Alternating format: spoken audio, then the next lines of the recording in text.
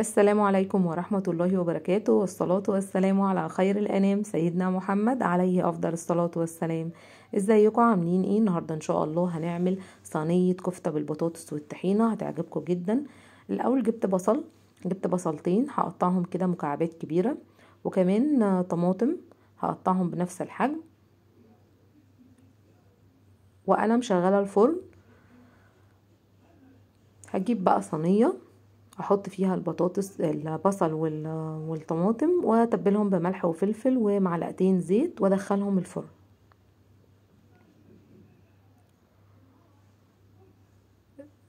الهدف ان هما يطلعوا يعني شبه مشويين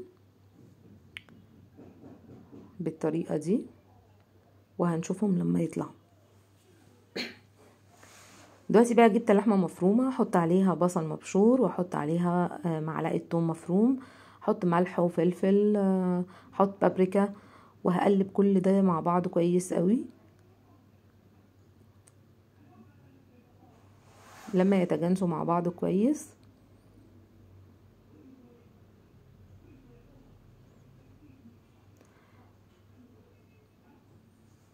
من عوامل نجاح الكفتة ان هي يعني تدعك مع بعض كويس قوي مع المكونات بتاعتها، اللحمة مع المكونات كلها. هنا بقى طلعت خلاص الطماطم والبصل من الفرن بالشكل ده، ما طفيتش الفرن.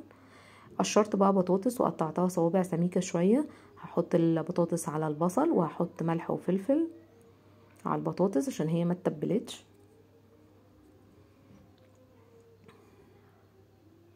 وهصبع بقى ايه الكفتة، اعملها بقى صوابع، اعملها كرات كده براحتكم.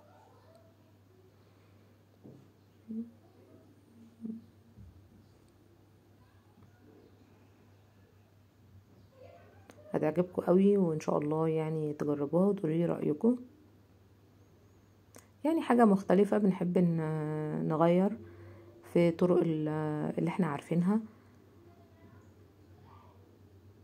عشان الولاد كمان تحب الاكل يعني. كده بقى هدخلها الفرن تاني، هسيبها شويه في الفرن، وهاجي بقى اعمل صوص الطحينه. احط بقى طحينه، احط كمان بقى عليها التوابل، ملح، بابريكا، فلفل اسمر، عصير ليمون. هنحط مثلا حوالي 3 معالق عصير ليمون. هقلب كويس قوي واحط كمان معلقتين زبادي اهو، واقلب. الصوص بقى بيتخن اهو. هطلع بقى الصينيه من الفرن.